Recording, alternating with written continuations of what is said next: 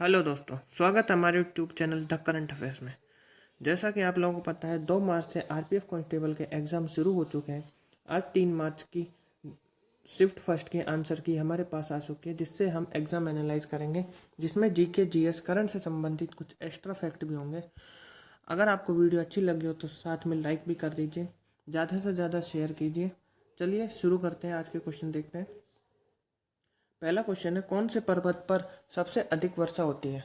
इसका आंसर है मेघालय के पूर्वी खासी हिल्स जिले में स्थित मोन्सी राम गांव में दुनिया का सबसे ज़्यादा बारिश होती है। इसे बादलों की भूमि भी कहा जाता है। यहाँ सालाना औसतन 11,872 मिलीमीटर से ज़्यादा बारिश होती है। ज़्यादातर बारिश मानसून के मौसम में होती है। यहाँ साल 2010 में सबसे ज़्यादा 14,234 मिलीमीटर बारिश हुई थी।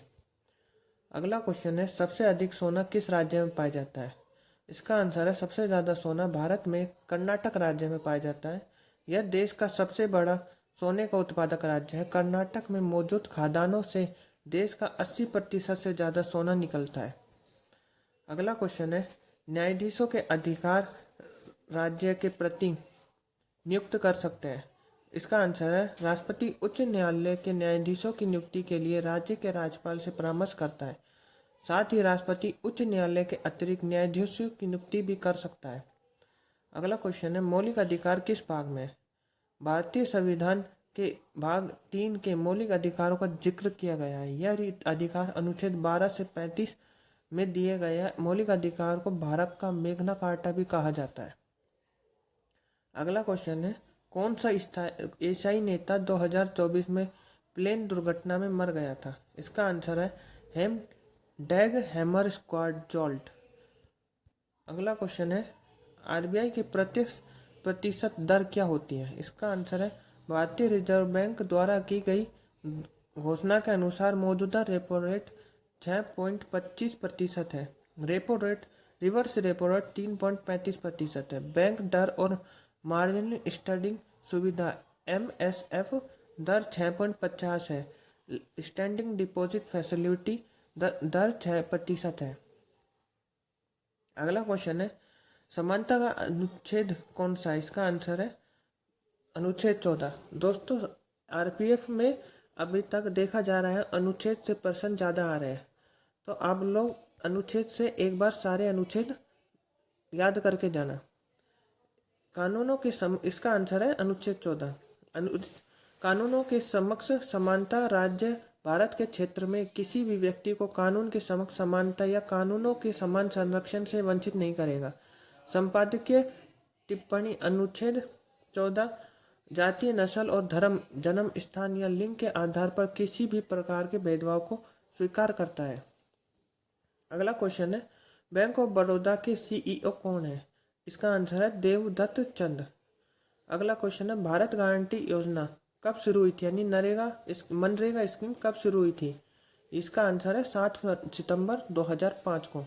महात्मा गांधी राष्ट्रीय ग्रामीण रोजगार गारंटी योजना यानी मनरेगा की शुरुआत 7 सितंबर 2005 को हुई थी। ये योजना हर साल किसी भी ग्रामीण परिवार के वयस्क सदस्यों को रोजगार गारंटी देती है। इसके तहत आप 100 दिन का रोजगार प्राप्त कर सकते हैं। अगला क्वेश्चन है, कबड्डी में किस राज्य ने भाग नहीं लिया था? इसका आंसर है बिहार ने। अगला क्वेश्चन, सवर्णीय अवज्ञा आंदोलन कब शुरू किया गया था? इसका आंसर है 12 मार्च 1930 को। सवर्णीय अवज्ञा आंदोलन की शुरुआत 12 मार्च 1930 को हुई थी। जिस महात्मा गांधी ने अपने 78 अनुयायियों के साथ साबरमती आश्रम से दांडी के लिए मार्च किया था। इस मार्च को दांडी मार्च या नमक सत्याग्रह के नाम से भी जाना जाता है। अगला क्वेश्चन है, 2025 को कौन से राज्य में राष्ट्रीय खेल होने जा रहा है? इसका आंसर है भारत में 2025 में राष्ट्रीय खेल, जिसे भारत के 38वें राष्ट्रीय खेल और अनौपचारिक रूप से उत्तराखंड 2025 के रूप में भी जाना जाता है। यानी यह उत्तराखंड राज्य में आयोजित किए जा रहे हैं। अगला क्वेश्चन है, दाब के सिद्धांत किस नियम पे कार्य करता है? इसका आंसर है पास्कल के नियम से। दाब के जुड़े सिद्धांतों में पास्कल का नियम सबसे अहम सिद्धांत है। यह सिद्धांत तरल पदार्थों पर लागू होता है। इसे फ्रांसीसी गणितज्ञ ब्लेज पास्कल ने दिया था।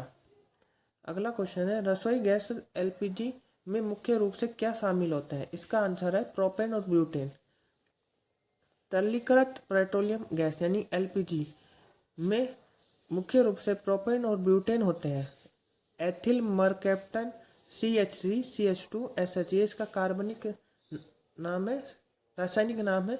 एक कार्बनिक सल्फर यौगिक होता है। इसकी एक अलग गंध होती है जिसका उपयोग भिन्न प्रकार के गंधहीन एलपीजी रसोई गैस के रिसाव का पता लगाने के लिए किया जाता है। यानी जो एलपीजी में प्रोपेन ब्यूटेन के साथ ये गैस मिलाई जाती है ताकि वो लीक करे तो हमें महक आ सके।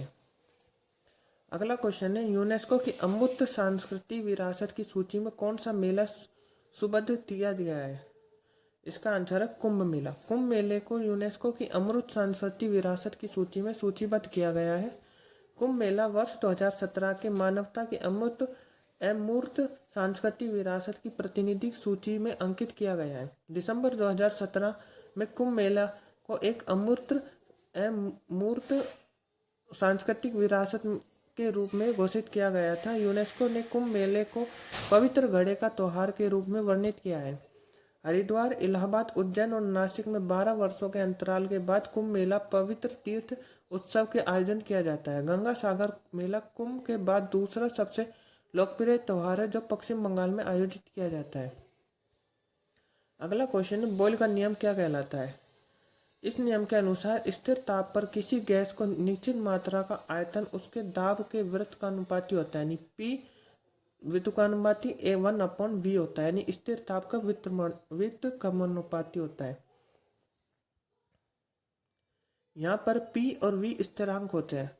अगला क्वेश्चन है, थार रेगिस्तान की विशेषता क्या है? थार के मरुस्थल में रेत के टीलों को टिब्बा कहते हैं। ये टीले गतिशील होते हैं और अलग अलग आकार के होते हैं। थार मरुस्थल में रेत के टीले की वजह से तरंगित सतह होती है। गतिशील इस प्रकार होता है ताकि जैसे ये टीले है इस पर हवा चली तो ये उड़ के आगे की तरफ शिफ्ट हो जाते हैं।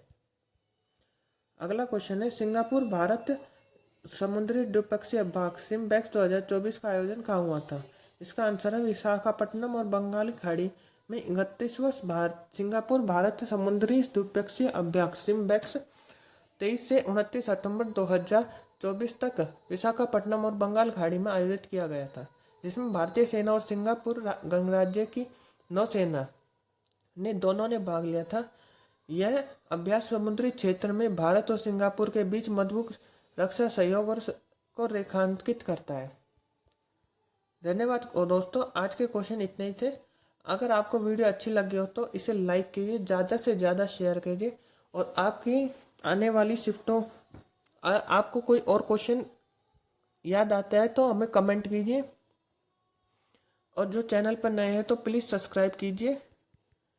धन्यवाद। जय हिंद।